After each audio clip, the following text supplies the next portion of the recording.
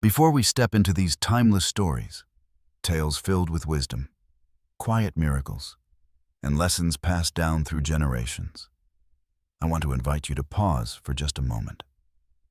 What you're about to hear isn't just entertainment. These are reflections of life itself, reminders of who we are, what truly matters, and the choices that shape our character. Each story carries a seed of insight, a spark of clarity hidden in ordinary moments. An old rabbi's advice, a humble worker's silence, a stranger's kindness, or a simple act that reveals a deeper truth.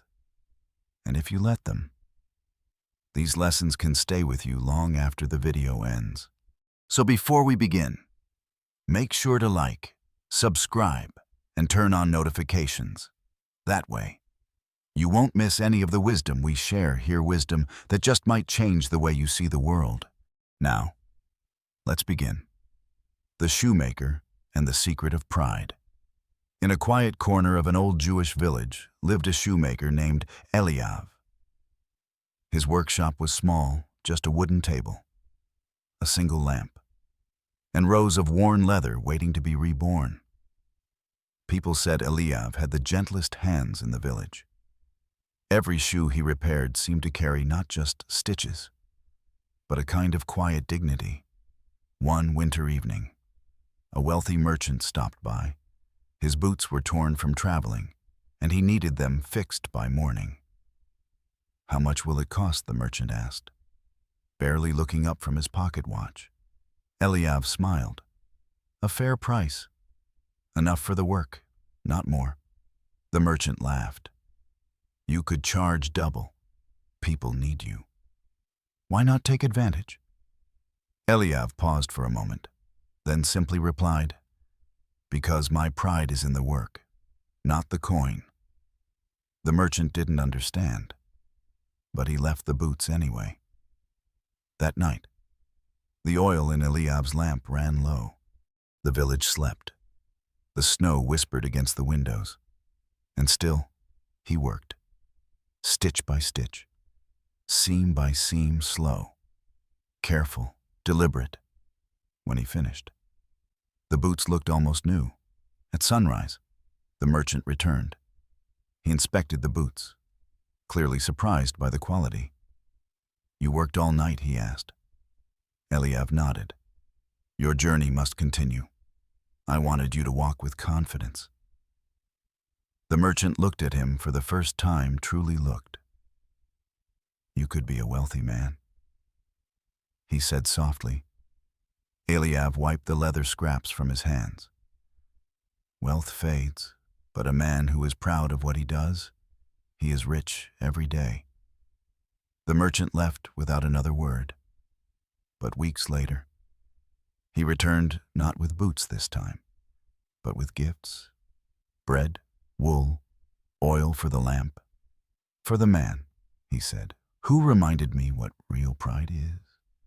Eliav accepted with gratitude, but his workshop remained the same, simple, quiet, honest. The lesson: true pride doesn't come from what you earn, but from how you earn it. In a world that often measures success by wealth or status, the shoemaker teaches us a timeless truth.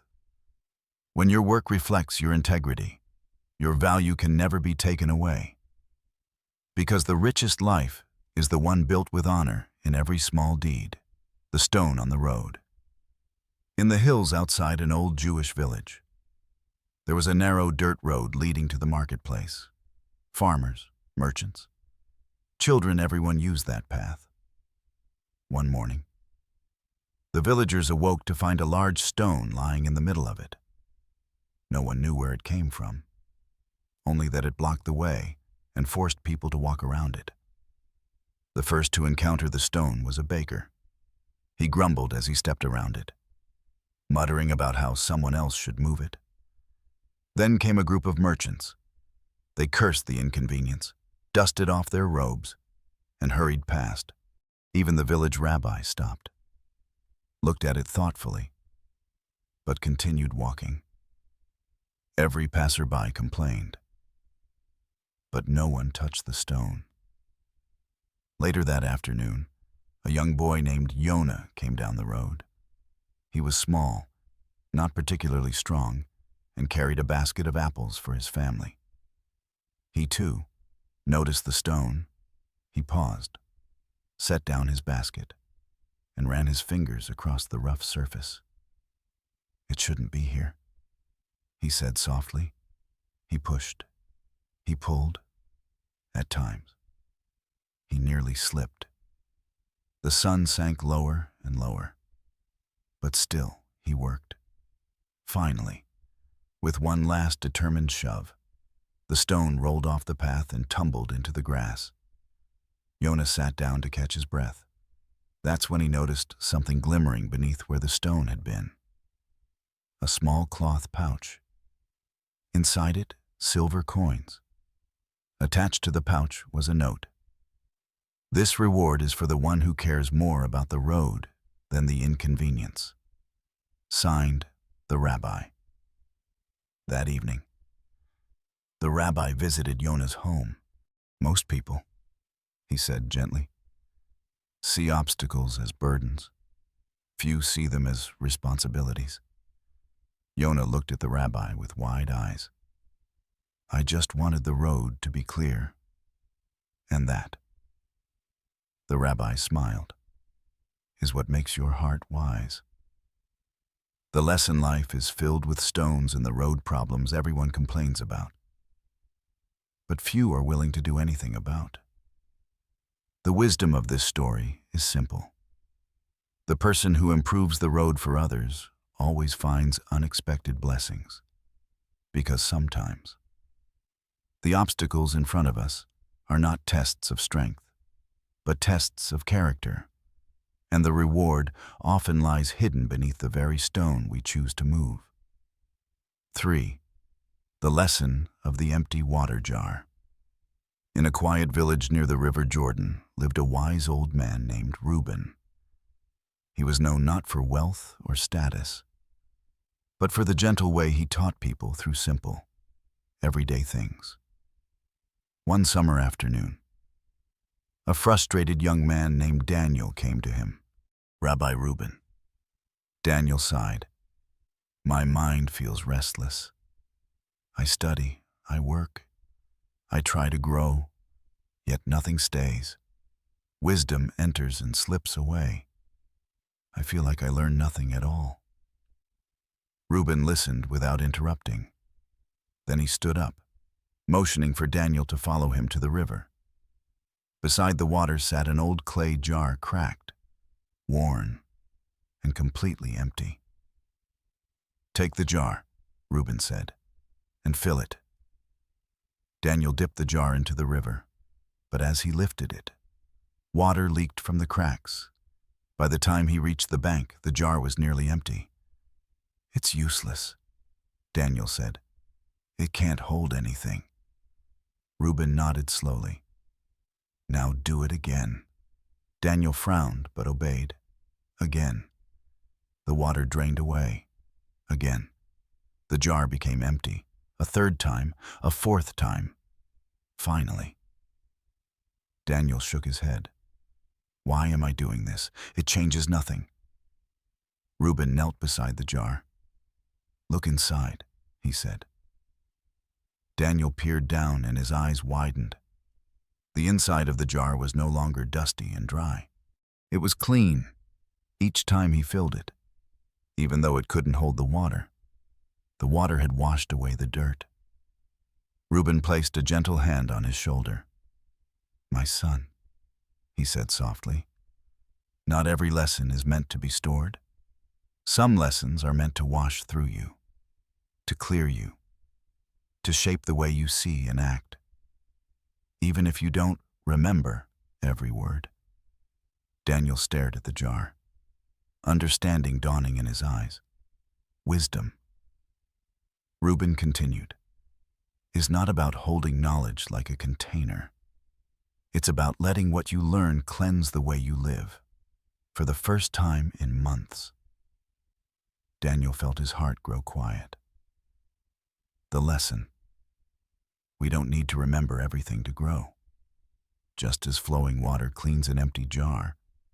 The experiences and teachings that pass through us can purify our character, even if they don't stay in our memory. Growth isn't about what we keep. It's about what changes us. 4. The last coin in the pocket. In an old marketplace filled with voices, colors, and the smell of warm bread, lived a poor tailor named Micah. His shop was nothing more than a wooden bench under a faded canopy. His hands were skilled, but times were hard, and customers were few. One cold evening, as Micah closed his stall, he reached into his pocket and felt the weight of a single coin, the last coin he had. It wasn't enough for a meal, barely enough for a piece of bread. He sighed, wondering how he would face tomorrow. On his way home, he passed by a beggar sitting alone by the stone wall. The man's clothes were torn, and his hands trembled from the cold. "Sir," the beggar whispered, "do you have anything to spare?" Micah hesitated for a moment. He felt the heaviness of his own hunger. But then he looked closer at the man's eyes, tired, frightened, empty. Micah took the coin from his pocket, the last bit of comfort he had, and placed it in the beggar's hand. The beggar stared at him in disbelief. "You have saved me tonight," he said softly.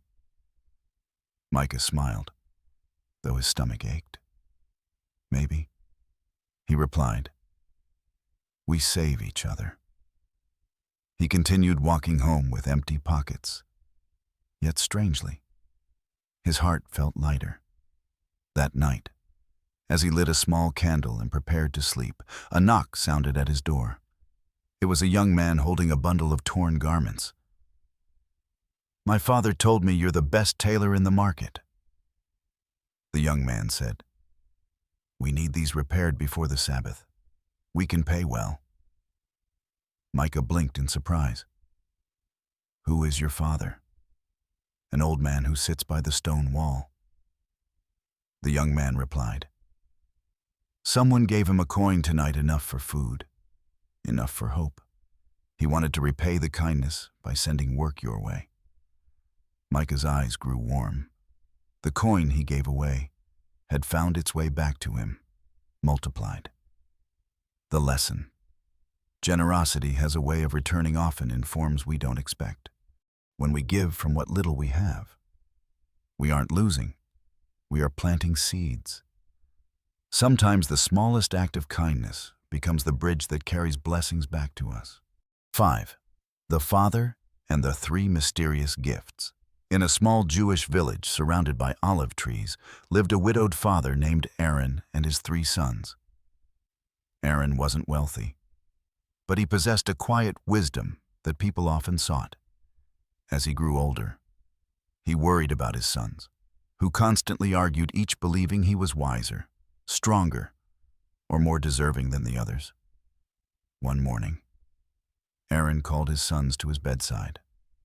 "My time is nearing," he said softly, "before I leave this world. I have 3 gifts for you." From beneath his blanket, he revealed a feather, a small stone, and a tiny candle, barely larger than a thumb. The sons looked at one another, confused, even insulted. "Father," the eldest asked, "what are we supposed to do with these?" Aaron smiled weakly. "Take your gifts, live with them for 7 days, then return to me with what you've learned." Reluctantly, they obeyed. The eldest son the feather. The eldest placed the feather on his windowsill. A gust of wind carried it away. For 7 days he searched, but it floated from place to place, never staying still. On the 7th day, he realized words are like feathers. Once spoken, they can never be taken back. The middle son the stone. The middle son tried polishing the stone, painting it, even trading it. Nothing changed. It remained exactly what it was. After 7 days, He sighed. Some people and some truths cannot be changed by force, only by acceptance. The youngest son the candle. The youngest lit the tiny candle in a dark room, though small. Its light pushed back the shadows. Later, he used it to help a neighbor find a lost ring. On another night, he used it to comfort a crying child. By the seventh day, he understood even the smallest light can change the darkness around it. 7 days later, the brothers returned to their father, each humbled by what they had learned. Aaron listened, his eyes bright with pride. "Now you understand," he whispered. "Wisdom is not in what you receive, but in what you discover." Moments later, he passed peacefully, leaving his sons not wealth, but something greater clarity. The lesson. We often chase big answers, big achievements, big signs, but the greatest wisdom can come from the simplest things. A feather teaches responsibility. A stone teaches acceptance. A candle teaches compassion. And together, they teach us how to walk through life with humility and purpose. 6. The tree root that never lies in a quiet Jewish village surrounded by orchards. There lived an old woodcarver named Ben Shimon. His workshop was filled with shavings of cedar and olive wood, and people often said he could carve the soul of a story into anything he touched. One day, a young man named Levi came to him with a troubled heart. "Master," Levi said, "I feel lost. I don't know who I am or what choices to make. Every path seems uncertain." Ben Shimon nodded gently and motioned for Levi to follow him outside. Behind the workshop stood an ancient fig tree whose roots twisted deep into the earth like old veins of wisdom. "Tell me," the woodcarver said, "what do you see?" Levi shrugged. "A tree, old, maybe dying." Ben Shimon smiled. "Look closer." He placed Levi's hand on one of the thick roots that surfaced above the soil. "This root," he said, "has been here longer than both of us. Storms have shaken it. Drought has cracked the earth. Yet it still holds the tree upright." Levi traced the rough bark with his fingers. "But how does that help me?" The old man walked back to his workshop and returned holding a small wooden box. He opened it, revealing a carving, a perfect miniature of the fig tree. "I carved this," Ben Shimon said, "from a root of the same tree." "Do you know how I chose this piece?"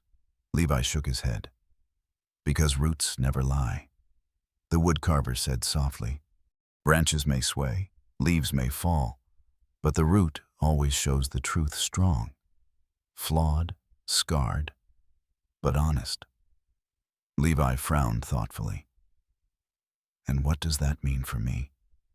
Ben Shimon placed the carved root in Levi's hands.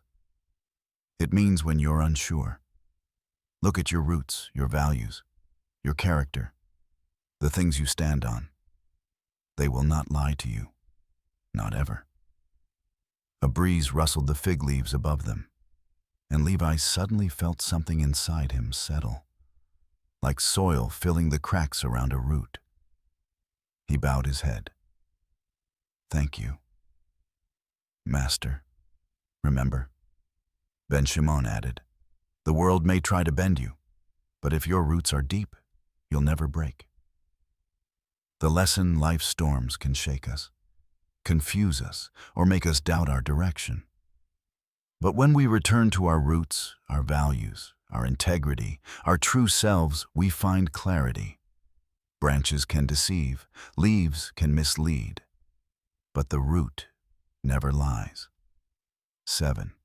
The wisdom behind the locked door. In an old neighborhood of Jerusalem lived a quiet scholar named Rabbi Elior. His home was simple, but inside it was filled with books, ancient texts, fragile scrolls, stories preserved over centuries. People admired him, but even more, they admired his calmness, no matter what life brought.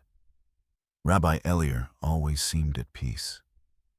One morning, a young man named Samuel came to him, frustrated and restless. "Rabbi," he said, pacing the room, "I feel like my life is a series of doors I can't open. Opportunities pass me by. Answers hide from me. I keep searching, but every door is locked."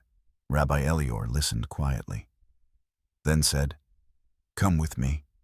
He led Samuel down a narrow hallway to an old wooden door, sturdy, scarred, and secured with a heavy iron lock. "This door," the rabbi said, "has not been opened in 40 years. Samuel tried the handle. It didn't budge. Inside, the rabbi continued, "is something valuable, something you want. Open it." Samuel looked around. "But I don't have the key." Rabbi Elior nodded. "Exactly. Confused." Samuel stepped back. "So, what am I supposed to learn from this?" The rabbi gently placed a hand on the lock. In life, there are doors we cannot open simply because it is not yet time, or because they are not meant for us at all. Samuel frowned. "But how do I know when to try again?" Rabbi Elior walked to a nearby shelf and selected a small, dusty box. Inside was an old brass key one Samuel hadn't noticed. "As you grow," the rabbi said, handing him the key, "your choices, your patience, and your character shape the keys you carry. Some doors stay locked because you are not ready for what's behind them." Samuel inserted the key into the lock. This time, it clicked open with surprising ease. Inside the room was not treasure, nor secrets, just a simple window overlooking the village. The afternoon sun poured in, warm and golden. Samuel stared. "This is all." Rabbi Elior smiled. "Sometimes, the door you struggle to open only leads you back to a clearer view of your own life." Samuel felt something inside him loosen, like a knot finally untied. The lesson. Not every locked door is a denial. Some are protection, some are timing, and some are invitations to grow until we carry the right key. Wisdom is knowing when to push and when to trust that the right door will open when you are ready for it. 8. The lesson from the burnt bread. In a small Jewish town tucked between golden wheat fields lived a family known for their kindness. The father, Yosef, worked long hours in the marketplace while his wife, Miriam, cared for their home and their only daughter, Ruth. One evening, after an exhausting day, Miriam prepared dinner, but in her tiredness, she left the bread in the oven too long. When she pulled it out, the top was almost black. She sighed, embarrassed. "Yosef, I'm so sorry. I ruined the bread." Ruth watched quietly. Expecting her father to be upset, he had always liked his bread soft and golden. But Yosef simply smiled, took a knife, and gently scraped off the burnt edges. "It looks perfect," he said warmly, "and it smells like home." They ate together, and Yosef never mentioned the mistake again. Miriam's shoulders relaxed, and a small smile returned to her face. Later that night, Ruth approached her father as he was cleaning the table. "Papa," she whispered, "why didn't you say anything about the bread?" "It was burned." Yosef sat down and lifted his daughter onto his lap. "Ruth," he said softly, "your mother works hard every day. She makes sure we're cared for. One burnt loaf is nothing compared to everything she does for us." He paused, then added, A loving heart knows when to stay silent. Ruth thought about her father's words long after she went to bed. She realized that kindness wasn't always loud. Sometimes it was found in the things we choose not to say, the judgments we spare, the criticisms we swallow. Weeks later, Ruth accidentally knocked over a bowl of soup while helping her mother cook. She froze, expecting frustration. Instead, Miriam smiled gently. "It's just soup," she said. "But your effort, that's what I treasure." And Ruth understood love grows strongest in households where grace is given freely. The lesson. Everyone makes mistakes, burnt bread, spilled soup, forgotten tasks. But what truly shapes a home, a friendship, a relationship, is how we respond to those moments. Kindness is often measured not by what we say, but by what we choose to overlook. Sometimes. The greatest wisdom is knowing when not to speak. 9. The last drop in the glass. In a quiet coastal village lived an elderly Jewish fisherman named Amos. His hands were rough like weathered rope, and his face carried the lines of years spent reading the ocean. People admired him not just for his skill, but for his calm. No storm ever seemed to shake him. One day, a young fisherman named Eli ran to Amos in frustration, holding a small glass of water. "Master Amos," Eli said, breathing hard, "I don't understand myself. The smallest things irritate me. A late tide, a tangled net, someone's careless words. I feel like my anger spills over at the slightest touch." Amos looked at the glass in the boy's hand. "Fill it," he said. Eli did. Water reached the brim. "Now," Amos continued. "Add one more drop." The water overflowed immediately, spilling down the sides. Eli nodded. "That's what it feels like. One tiny problem, and everything pours out." Amos walked to a nearby barrel filled with seawater. "Now pour your little glass into this." Eli emptied the water. The barrel, enormous and deep, didn't change at all. Amos smiled. "You see, Eli, the problem is not the drop. The problem is the size of your glass." Eli blinked. "I don't understand." Amos placed a hand on the young man's shoulder. "When your heart is small, when it is filled with fear, stress, or pride, every little thing becomes too much. But when your heart grows, when patience, humility, and understanding fill it, the same problems become nothing more than a single drop in a wide sea." Eli stared into the barrel, the surface calm and undisturbed. "So how do I grow my heart?" he asked quietly. Amos pointed toward the people on the shore, families mending nets, children playing, neighbors greeting each other. "By giving," Amos said. "By listening. By forgiving quickly. By remembering that everyone carries storms of their own." The ocean breeze carried his words gently across the sand. "Grow your heart, Eli," Amos added, "and no drop will ever drown you again." The lesson: life will always bring small annoyances, misunderstandings, delays, disappointments. The secret is not to eliminate them, but to enlarge our capacity to hold them. A small heart overflows easily. A deep heart remains steady, even in the storm. Story 10. The continuation. The small upstairs room of the old building was so quiet that afternoon you could almost hear the seconds sliding off the clock. An elderly man sat by the window, his thin hands resting on a worn wooden table. In front of him lay an old radio, scratched, faded, and outdated, yet it had been his loyal companion for years. But today, the radio was silent, not because it was broken, but because the familiar voice, the radio host who had spoken to him nearly every evening for 16 years, was gone. The announcement had come unexpectedly that morning. A brief message slipped between segments due to health issues. Our senior host will be taking an extended leave of absence. That was it. No explanation. No promise of return.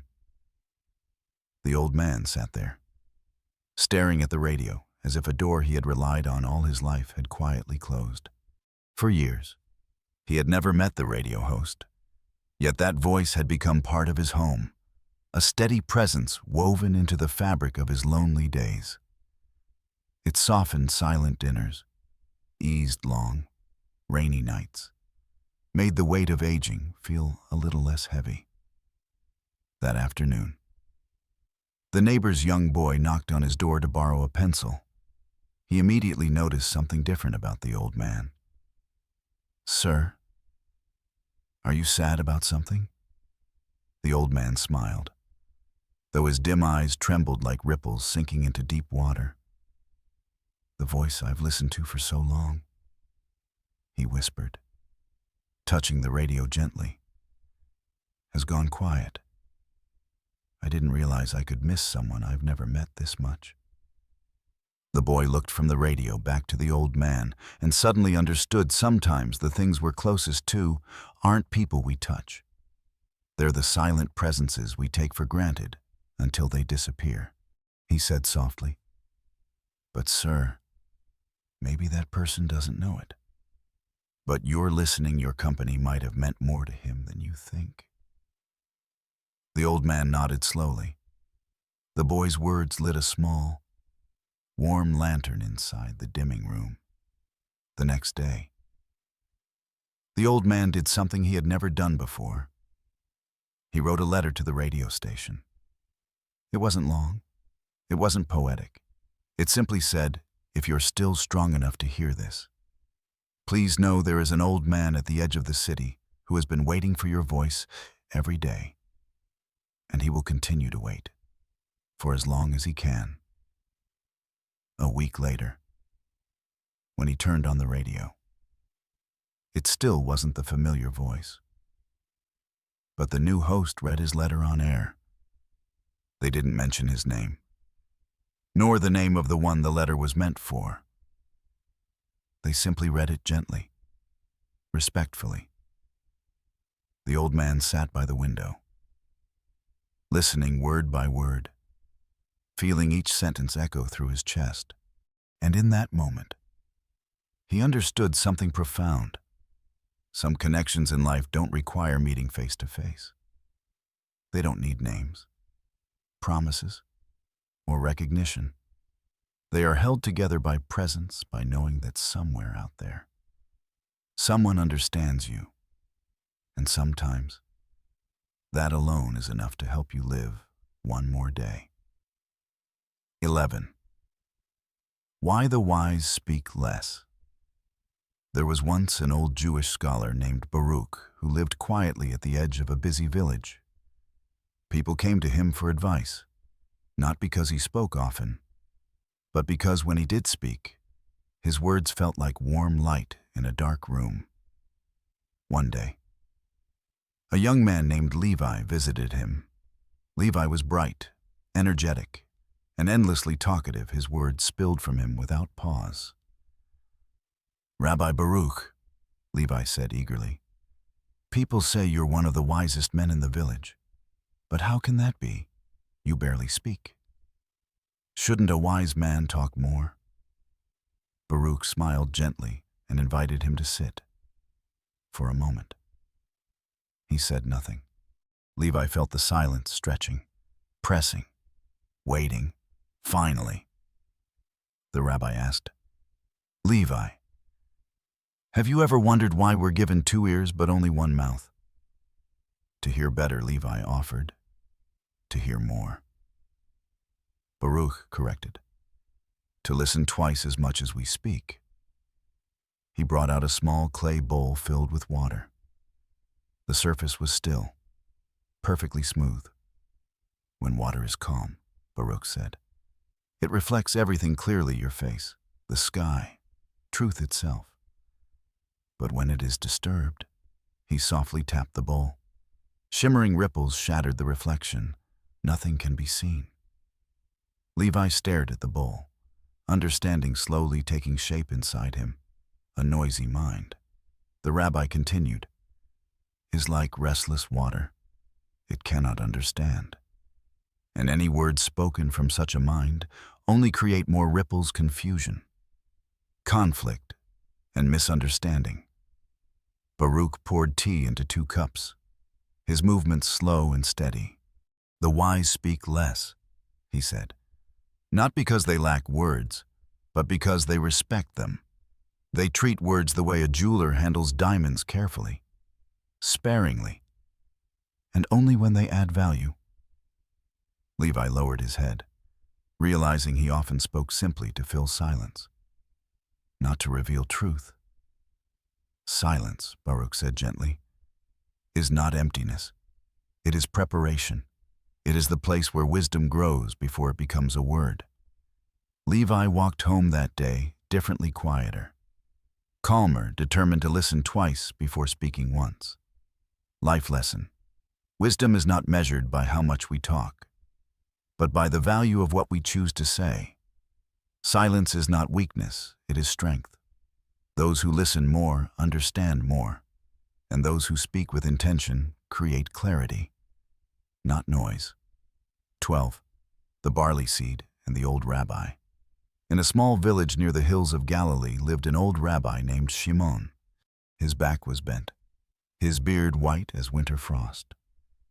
But his eyes still carried the quiet fire of someone who had spent a lifetime learning what truly matters. One spring morning, a young farmer named Ezra came to visit him. Ezra was restless, frustrated, and tired of working hard without seeing the results he dreamed of. "Rabbi Shimon," he said, dropping onto the wooden bench, "I've done everything right. I've plowed, planted, watered, prayed, and still my fields don't grow like I want them to. Why does life take so long to give back?" The old rabbi studied the boy's face, then reached into a small clay jar beside his chair. He took out a single barley seed, tiny, rough, almost insignificant. "Ezra," he asked softly, "do you know why barley is stronger than wheat?" The farmer frowned. "Because it grows faster." The rabbi shook his head. "No, because it grows deeper." He handed Ezra the seed. "This little thing," Shimon said, "must push into the dark earth, break apart, and lose its shape completely before it becomes anything at all. Only then can it grow roots, roots strong enough to survive wind, drought, and storms." Ezra rolled the seed between his fingers. "But Rabbi, why does it have to break?" Shimon smiled gently. "Everything that grows must break first. Seeds, soil, even people." He walked Ezra outside to the small patch of land behind his home. There, a single stalk of barley swayed in the breeze strong, golden, unbending. "I planted that last year," the rabbi said. "Nothing happened for weeks. I saw no sign of life. But under the ground, it was busy becoming something stronger." He placed a hand on Ezra's shoulder. "You want harvest before you've built roots? You want success without the struggle that shapes it." Ezra felt the truth settle into him like warm sunlight. "So what should I do?" Rabbi Shimon chuckled softly. "Do what the barley does, keep growing where you are. Strong things take time." Ezra left with the barley seed in his pocket, no longer discouraged, but quietly determined. And that year, something changed, not in his fields first, but in his heart. Life lesson: growth is slow because strength takes time. Before life can rise, something inside us must break, deepen, and root itself. Do not rush the harvest, be patient with the becoming. 13. Wealth never lives in your pocket. A young man came to see an old master whose face was lined with time, yet whose eyes shone like a lantern that never dimmed. He placed a heavy bag of coins on the table and said with a hint of pride, "I've saved for 10 years. I think I'm finally rich." The master looked at the bag, then at the young man. He didn't respond. Instead, he picked up the bag, walked outside, and the young man hurried after him. In the yard stood an old stone well. The master set the money bag down and picked up a small pebble. "Do you think this pebble is rich?" The young man frowned. "Of course not, Master. It's just a stone." The master smiled gently and dropped the pebble into the well. A soft plunk echoed. Then the water settled into stillness. He said, "See, the pebble falls and disappears. It owns nothing, and yet the water remains calm. Your heart should be the same. Rich or poor isn't about what you hold, but about what remains when you no longer hold anything at all." The young man stood silent.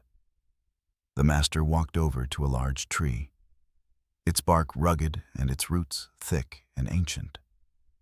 He placed his hand on the trunk. "Would you say this tree has much?" "Yes, Master. It's huge, strong. It's lived for so long." The master nodded. "And it keeps nothing for itself. It only gives shade, air, life." Then he turned, looking straight into the young man's eyes. "True wealth works the same way. It never lives in your pocket, it lives in your flow. You are rich when you have something to give. You are poor when you only know how to hold." The young man glanced at the heavy money bag at his feet. What weighed him down now wasn't the coins, but the emptiness settling quietly in his chest. The master placed a gentle hand on his shoulder. When you ease someone's pain, you are rich. When you help someone rise, you are rich. When your heart grows larger than your pocket, that is when you truly own the world. The young man gazed into the well. The last light of the day shimmered on the water's surface, and he finally understood. The only wealth life can never steal from you is the wealth you carry in your heart. 14. Anger and the full glass of water. In a quiet village, a young man stormed into the home of an elderly rabbi. His face was flushed, his breathing sharp, and his fists clenched as if holding back a storm. "Rabbi," he said, pacing back and forth, "I can't control my anger anymore. One word, one small provocation, and I explode.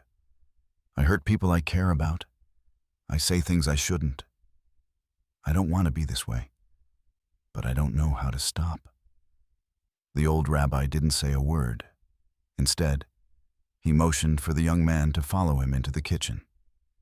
On the table sat a clear glass filled to the brim with water. The rabbi pointed to it. "Strike the table," he said. The young man hesitated, then brought his palm down sharply. Water spilled over the edge. "Splashing across the table?" The rabbi asked softly. "Why did the water spill?" The young man answered, annoyed. "Because I hit the table." "Of course." The rabbi shook his head. "No. The water spilled because water was what the glass was filled with. If the glass had been filled with tea, tea would have spilled. If it had been filled with wine, wine would have spilled." He looked at the young man, eyes gentle but piercing. When life shakes you, whatever is inside you is what spills out. The young man froze. His anger slowly softened. The rabbi continued, You blame the world, people, circumstances, rude words, disappointments. But they are only the hand hitting the table. What comes out of you was already inside you. The room fell silent, except for the slow dripping of water down the table's edge. Then the rabbi placed a hand on the young man's shoulder. If you want calm to spill out when life shakes you, you must first fill your inner cup with calm. If you want kindness to spill out, fill yourself with kindness. If you want patience, practice patience every single day. The young man lowered his head for the first time. He realized his anger wasn't caused by the world outside, but the storm he never learned to quiet inside. He reached for a towel and wiped the spilled water, as if wiping a part of himself clean. Moral of the story: life doesn't create your reactions, it reveals them. What spills out of you is what you've been storing inside. So fill your inner cup with the things you want to share with the world. 15. The merchant and the map. Without shortcuts. In an old marketplace surrounded by desert winds and sandstone walls, there lived a merchant named Ezra. He was young, ambitious, and eager to become the most successful trader the city had ever seen. But there was one problem: Ezra always searched for shortcuts. If another merchant traveled 3 days to a distant town, Ezra wanted to do it in 1. If a deal required patience, Ezra rushed it. If success demanded discipline, Ezra preferred tricks. One day, tired of failure and frustration, Ezra sought out a legendary mapmaker, an elderly man whose maps were said to guide travelers safely through the harshest deserts. The mapmaker listened quietly to Ezra's complaints about fate, luck, and unfairness. Then he handed Ezra a rolled parchment. "This," he said, "is the map you've been searching for." Ezra unrolled it eagerly, then frowned. The paths were long, the routes were winding, and there wasn't a single shortcut in sight. "Sir, surely something is missing." Ezra said, "Where are the secret paths, the quick routes, the hidden passageways?" The old mapmaker smiled knowingly. "Young man," he replied, "every shortcut I've seen in life has led someone astray. People disappear into them thinking they will gain time, but they only lose themselves." He pointed to the long, winding trail marked on the map. "This is the real road. Hard. Yes, slow sometimes. But it is the only road that leads you where you want to go."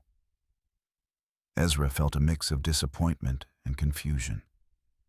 Seeing this, the mapmaker took a small stone and scratched 3 words onto the corner of the parchment: "Earn your destination."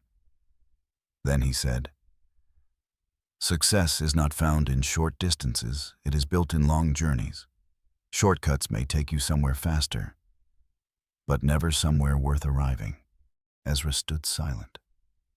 For the first time, he realized the truth: his failures weren't due to luck, but his refusal to walk the real path. He bowed, folded the map carefully, and walked out of the shop for the first time in his life. He was ready not for speed, but for the journey. Moral of the story: every meaningful destination comes with a long road. Shortcuts may save time, but they cost growth. Walk the path fully, and you won't just reach success, you'll become someone worthy of it. 16. The night the oil lamp went out. It was a cold night in a quiet village nestled between rolling hills. In a small wooden house lived an elderly tailor named Miriam. Every night, she worked under the soft glow of an old oil lamp, patching clothes, stitching torn seams, and repairing garments for families who couldn't afford new ones. One evening, just as she was finishing a coat for a young orphan boy, the flame in her lamp flickered, then died. The room fell into darkness. Miriam sighed. She had no more oil.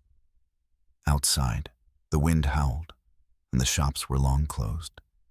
She sat there in the dark, frustrated and helpless. Suddenly, there was a knock on her door. It was her neighbor, an impatient man, known for complaining about everything: the weather, prices, people, fate. Yet that night, he held a small jar of lamp oil in his hand. "Miriam," he muttered, "your window went dark. Thought you might need this." She thanked him warmly. He shrugged, uncomfortable with gratitude, and walked back to his home. Miriam filled her lamp. The flame returned small, steady, warm.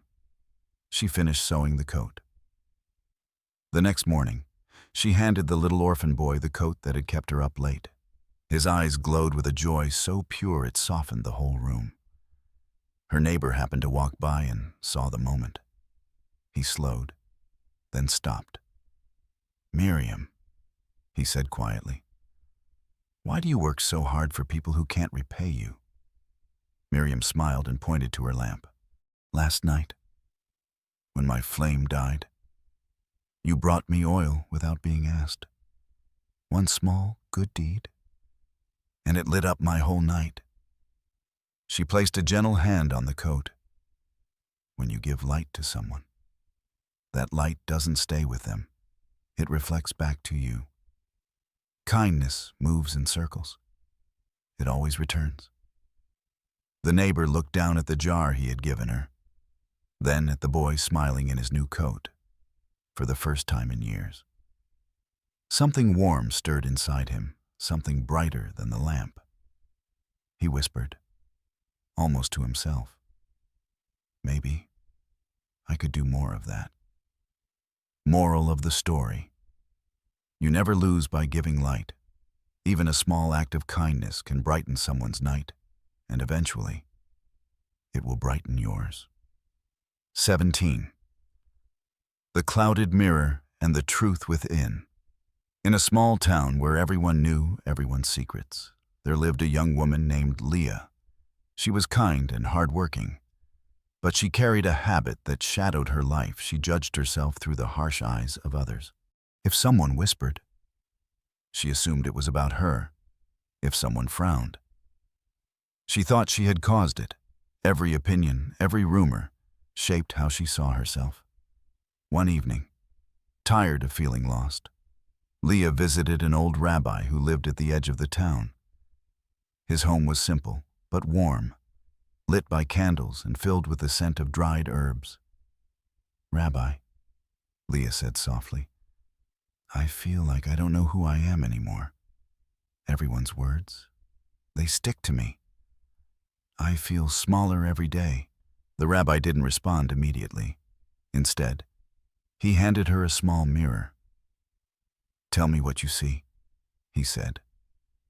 Leah looked into it, but the glass was cloudy and smudged.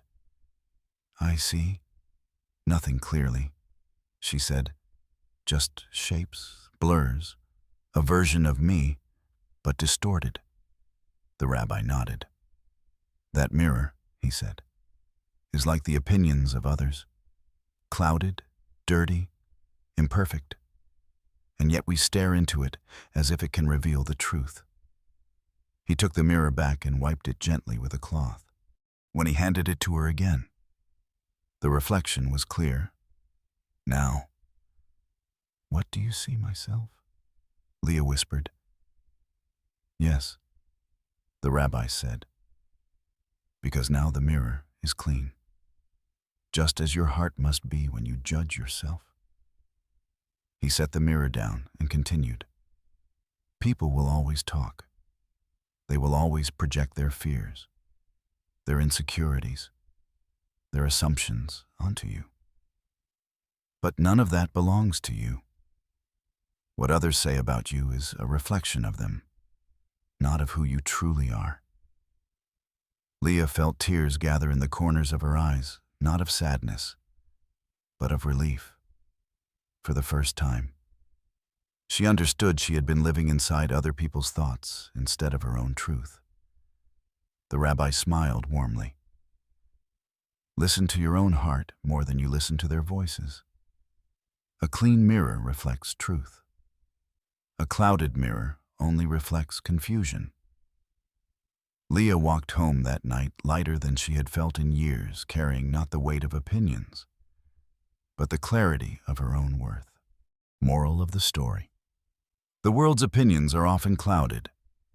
Don't let blurred reflections define you.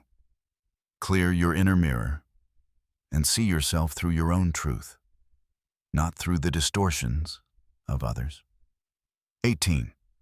When we forget to look up at the sky.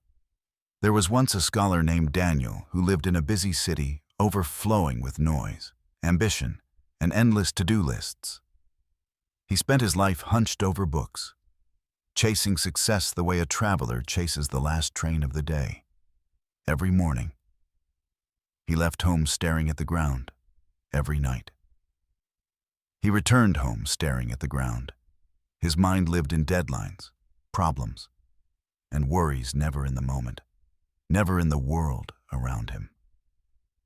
One afternoon, overwhelmed by work and frustration, Daniel visited an old mentor he hadn't seen in years, a gentle rabbi who lived in a quiet neighborhood filled with olive trees and sunlight.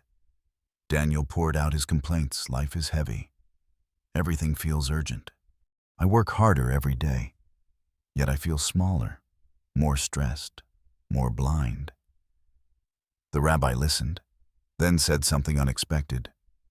Come with me outside. They walked into the courtyard, where a small stone bench sat beneath a wide, open sky. The rabbi pointed upward. Tell me, Daniel, when was the last time you looked up? Daniel frowned. Looked up at what? At anything above your own problems. The rabbi replied gently. Daniel looked up reluctantly, and for a moment, he froze. The sky stretched endlessly, deep blue and calm, like an ocean without waves. A flock of birds crossed overhead, moving freely in a formation nature had perfected long before humans existed. It felt like the world had suddenly grown, and his problems had suddenly shrunk. The rabbi smiled. That sky was always there, but you stopped seeing it. When people stare only at the ground, they begin to believe their worries are the size of the world. Daniel swallowed hard. The truth stung. The rabbi continued. Remember this, when your mind is trapped in worries, lift your eyes. When your heart feels tight, lift your eyes. When life seems too much, lift your eyes. The sky reminds us life is bigger, and we are not alone in it. Daniel breathed deeply for the first time in months. The weight on his shoulders didn't disappear, but it finally felt manageable. He whispered, I forgot how big the world is. The rabbi nodded, and how small our troubles become when we remember to look up. Moral of the story: life shrinks when we stare only at our problems. Look up at the sky, at the world, at the possibilities. Perspective doesn't remove burdens, but it makes them lighter to carry. 19. The shadow of one's own self. In a quiet village surrounded by cracked earth and golden fields, there lived a man named Aaron. He was respected, hard-working, and intelligent, but he feared something deeply, something he never spoke of: his own shadow. Not the literal one cast by sunlight, but the inner one, his flaws, his mistakes, his insecurities. Whenever someone pointed out a weakness, he grew defensive. Whenever life exposed a flaw, he blamed the world. One evening, troubled by a recent argument, Aaron visited an old rabbi known for his wisdom. The rabbi welcomed him with warm tea and patient silence. Rabbi, Aaron began, why do the same problems keep finding me? Why do I feel chased by criticism, by failure, by myself? The rabbi picked up a candle and motioned for Aaron to follow him outside. They stepped into the open field where the moon hung high and quiet. The rabbi lit the candle and held it between them. Aaron, he said, walk ahead of me. Aaron took a few steps forward. The candlelight cast a long shadow in front of him, dark, stretched, almost haunting. The rabbi asked, do you see your shadow? Yes, Aaron replied. Now, the rabbi said, turn around and walk toward me. Aaron turned, and suddenly the shadow moved behind him, no longer blocking his way. The rabbi blew out the candle. Darkness settled around them. Your shadow, he said softly, is always with you. When you run from it, it grows large and stands before you. But when you face it, when you walk toward the light, it moves behind you and stops controlling your path. Aaron stood still, breathing slowly as the lesson sank deeper than the night air. The rabbi continued, everyone has a shadow. Some run from theirs their whole life. The wise are not those without flaws, but those brave enough to look at them. When you accept your shadow, it loses its power. When you deny it, it leads your life for you, for the first time. Aaron felt something shift in his chest, and honest, quiet courage, he whispered. So the one chasing me was me. The rabbi smiled gently. Exactly. Walk toward your truth, Aaron, not away from it. That is how a man becomes whole. Moral of the story. Your flaws aren't your enemy. Your refusal to face them is. Walk toward the light of honesty, and your shadow will follow quietly behind you, instead of standing in your way. 20. The question more important than the answer. In an old stone schoolhouse at the edge of a bustling marketplace, there taught a rabbi known not just for his wisdom, but for his strange habit of answering every question with another question. Students traveled from faraway towns to learn from him. Some came seeking truth. Others came seeking certainty. But all of them soon became frustrated. One day, a young man named Samuel stood up in the middle of the lesson and said, Rabbi, why won't you ever give us clear answers? We came here to learn, not to be confused. The class fell silent. The rabbi closed his book, walked to the front of the room, and placed a clay jar on the table. Beside it, he placed a small stone. Samuel, he said, why do you think this jar is useful? Samuel frowned. Because it can hold things: water, grain, anything. The rabbi nodded. Then he picked up the stone. And this, why is it useful? Samuel shrugged. It's not very useful. The rabbi smiled gently. But the usefulness of the jar comes not from its clay walls, but from the empty space inside. Without the emptiness, it cannot hold anything. He set the stone down. The stone is solid, full, complete. But that is why it is useless. It cannot receive anything new. The students leaned closer, listening intently. The rabbi continued, when I give you an answer, you become like the stone, solid, closed, full of certainty. But when I ask you a question, I make space inside you. Questions create room for growth. Answers end the search. Samuel felt his frustration soften into understanding. The rabbi picked up the jar again. A good question creates emptiness, a space where new ideas, truths, and possibilities can live. A bad question demands an ending. A good one invites a beginning. Samuel bowed his head. Rabbi, maybe I've been seeking answers when I should have been seeking understanding. The rabbi smiled. Exactly. A life built on answers is rigid. A life built on questions is alive. That day, the students didn't receive a single solution, yet they left feeling fuller than ever. Moral of the story: answers fill your mind, but questions open it. Seek not the comfort of certainty, but the growth that comes from curiosity.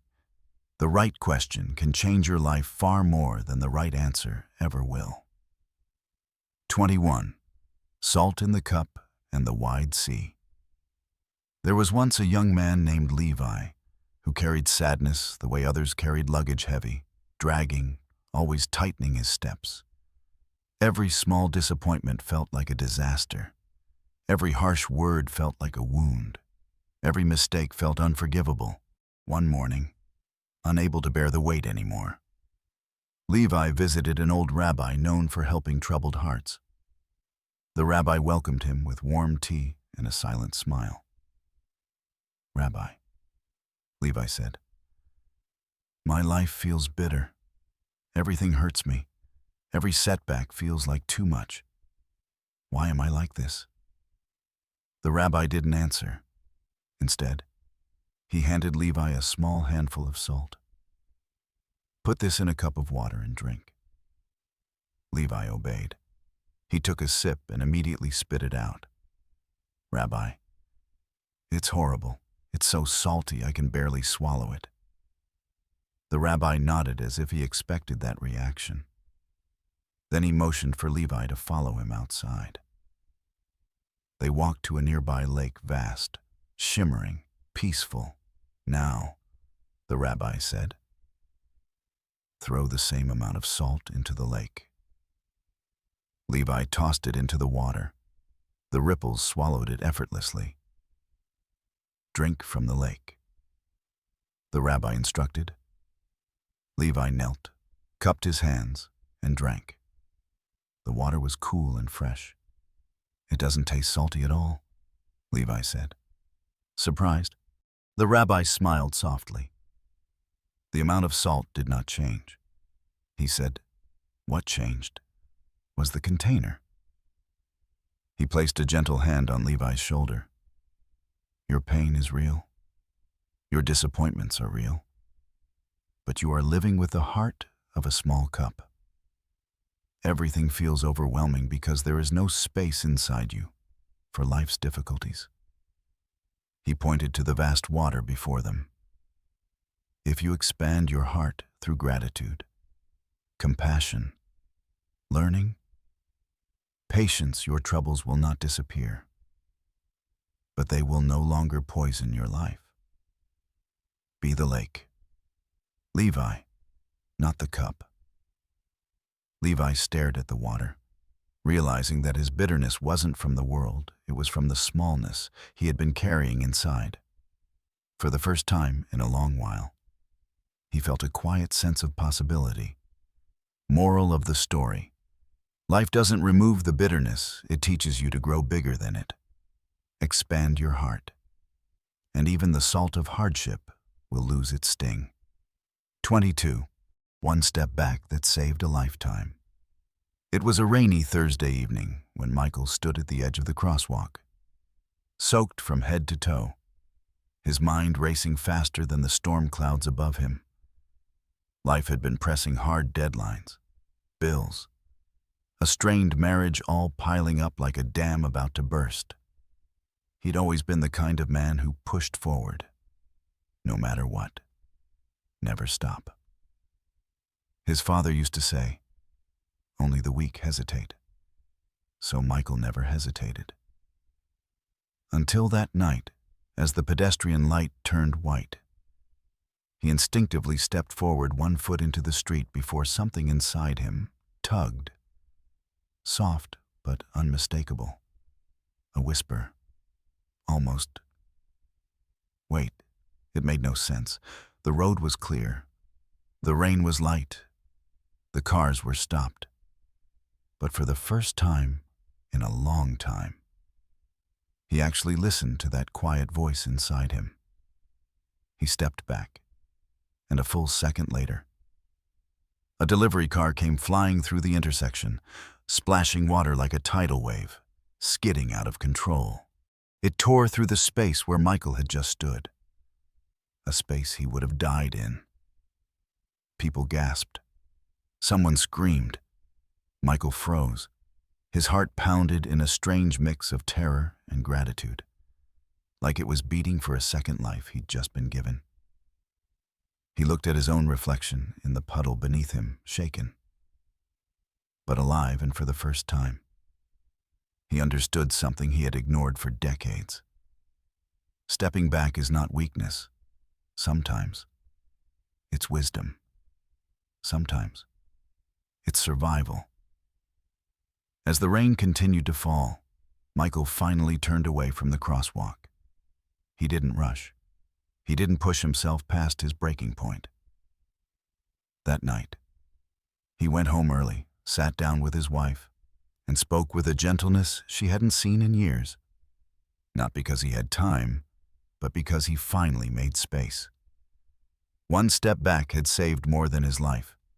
It saved the way he lived. Lesson of the story. Sometimes the bravest thing we can do is pause long enough to see clearly, long enough to choose differently, long enough to avoid the collisions life throws at us. A step back isn't a retreat. It's a reset. And it might just save your future. 23. The sound in the desert. The sun was sinking behind the dunes when Daniel realized he was truly alone. The desert stretched endlessly in every direction, quiet, golden and terrifying in its stillness. He had joined a hiking group earlier that morning, but after stopping to take photos, he wandered off the trail, confident he could catch up. He couldn't. Hours passed. His water was running low. His phone had no signal. Panic began to coil inside him like a tightening rope. Every direction looked the same. Every step felt heavier than the last. As twilight thickened, Daniel heard something soft, distant, almost like a whisper carried on the wind. Tap, tap, tap. He froze. It wasn't an animal. It wasn't the wind. It sounded deliberate, rhythmic, human. "Hello," Daniel shouted, his voice cracking. No answer. Just that steady tapping sound, repeating like a heartbeat in the sand. Fear rose inside him, vivid and bone-deep. He imagined the worst bandits, predators, mirages playing tricks on his mind. The desert had a way of turning silence into ghosts. But then another thought surfaced, a faint memory of an old ranger who once told him, "In the desert, any sound is a direction. Don't fear it. Follow it." So Daniel gathered his courage and walked toward the sound. 5 minutes passed, then 10. The tapping grew clearer, louder, more intentional. Finally, atop a slope of sand, he saw it. A weathered metal pole stood half buried, swaying in the evening wind. At the top, a loose piece of metal knocked repeatedly against it, tap, tap, tap, like a signal sent by the desert itself. And behind that pole, just 100 yards away, was the ranger station, safety, water, light. Water. Daniel laughed, a deep, relieved laugh that echoed in the vast emptiness around him. The sound he feared had been the sound that saved him. Sometimes help doesn't roar. Sometimes it whispers. Sometimes it's the thing you're afraid to go toward. Lesson of the story. Fear often amplifies the unknown, turning harmless signs into imagined threats. But clarity comes when we move toward what we don't understand, instead of running from it. Not every strange sound is danger. Sometimes it's guidance. Sometimes it's the very thing that leads you home. 24.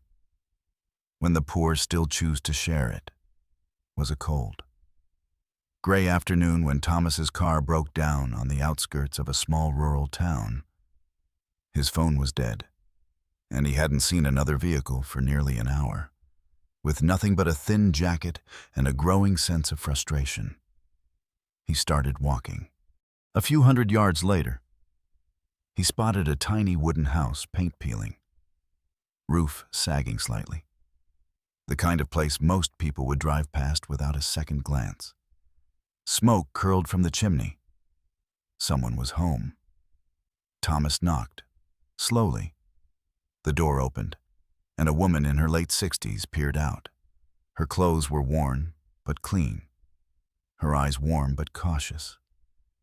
"Ma'am, I'm sorry to bother you," Thomas said. "My car broke down. Could I borrow a phone to call for help?" She hesitated, then shook her head. "I'm sorry. Dear, my phone hasn't worked in months." Thomas sighed, ready to turn away. "But come inside," she added gently. "You look cold." He stepped in. The home was small, one table, 2 chairs, a tiny stove, and a single flickering lamp. Everything looked old, patched, or handmade. It was clear this woman didn't have much, maybe not even enough for herself. Yet without a second thought, she pulled out a dented pot and began heating water. "You don't need to do that," Thomas said. Embarrassed? "Nonsense," she replied. "No one should face the cold on an empty stomach." Minutes later, she placed a bowl of simple soup in front of him, broth, potatoes, and a few small vegetables. It wasn't much, but the warmth of it felt like a lifeline. Thomas ate quietly, humbled. When help finally arrived, thanks to a passing truck driver, he tried to hand the woman money. She refused. "Son," she said softly, "if I only shared when I had plenty, I'd never share at all. Kindness means the most when it costs you something." Her words stayed with him long after he left that little wooden house behind. Lesson of the story: true generosity isn't measured by how much we give, but by how much we're willing to give even when we have little. Those with the least often understand the value of compassion the most, because they know how it feels to go without. Sharing isn't about abundance, it's about heart. 25. The lesson from the man who never complained. There was a small neighborhood bakery on the corner of Elm Street, known for 2 things: the smell of fresh bread at sunrise, and the man who quietly swept the sidewalk every morning. His name was Samuel. Samuel wasn't an employee. He didn't own the bakery.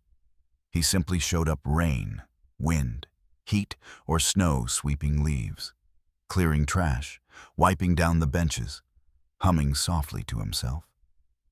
Some people thought he was strange. Others thought he had too much free time. But no matter what the weather brought, or what people whispered, Samuel never complained, not once. One morning, a young man named Daniel walked by and saw Samuel rubbing his shoulder, wincing from the strain of sweeping. "Sir, why are you doing this?" Daniel asked. "You don't get paid. Your back hurts, and people don't even appreciate it." Samuel paused, leaned on the broom, and smiled. "Do you know what complaining does?" "Son," he said, "it makes burdens heavier and blessings invisible." Daniel frowned. "But isn't it unfair you're helping everyone here?" Samuel chuckled. "Life isn't fair, but it's also full of tiny chances to make things better. Complaining blinds us to those chances. Gratitude reveals them." Daniel had never thought about it that way. As days passed, he started paying attention, even when the wind blew dust right back onto the sidewalk. Samuel simply swept again when someone dropped a cup and walked off without apologizing. He bent down and cleaned up the pieces quietly, calmly. Weeks later, Daniel found Samuel sitting on the bench, breathing heavily, broom beside him. "Are you all right?" Daniel asked. "Oh, I'm just tired today," Samuel said with a soft grin. But tired is better than angry, and grateful is better than bitter. Daniel sat next to him. "How do you stay so positive?" Samuel looked at the sunrise breaking over the rooftops. "Because every day I wake up is a day I get to choose who I want to be. And I don't want to spend my life complaining about what I don't have. I'd rather celebrate what I do have and share a little of it when I can, in that moment." Daniel realized something. Some people teach with words, others teach with the way they live. Lesson of the story. A life without complaining isn't a life without hardship. It's a life with perspective. We become lighter, kinder, and more free when we stop focusing on what's missing and start appreciating what's already in our hands. As we come to the end of these stories, take a moment to breathe and let their lessons settle in. Each tale, no matter how simple, carries a doorway to reflection, a reminder to stay humble, to stay curious, to look inward before looking outward, and to find meaning in the smallest details of everyday life. Wisdom isn't something we stumble upon by accident. It's something we grow into, one insight at a time. If any of these stories touched your heart, opened your mind, or gave you a new way to see the world, then let that feeling stay with you and pass it on. Don't forget to like, share, and subscribe to the channel. Your support helps these lessons reach more people who may need them today. Thank you for listening. Until the next story, take care, stay mindful, and keep growing.